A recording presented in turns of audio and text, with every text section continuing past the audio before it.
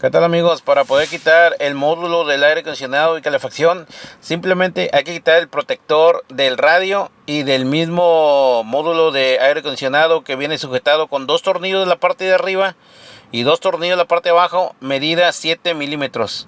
Una vez que lo hayas quitado con cuidado, procedes a quitar el radio, que son 4 tornillos, 2 tornillos del lado izquierdo, 2 tornillos del lado derecho, medida 7 milímetros. De ahí procedes a quitar con mucho cuidado el módulo de aire acondicionado y calefacción, que viene sujetado con 4 tornillos, los plugs por la parte de atrás, que son eléctricos, y un alambre de acero que viene conectado a la puerta de ventilación. Es todo lo que tienes que hacer. Con cuidado, amigo. Cuando no sirve el abanico de la cabina y has checado que en la resistencia tiene voltaje, todos los fusibles de adentro y de afuera de la cabina, ninguno está fundido, quitas el abanico de adentro de la cabina y le pones corriente directa y funciona.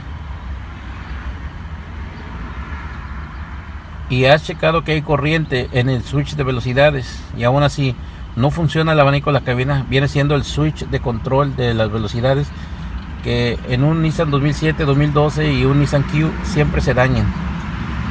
Este es el que fuimos a conseguir en un autoparte de autos chocados en cualquier junkyard, y este es el original.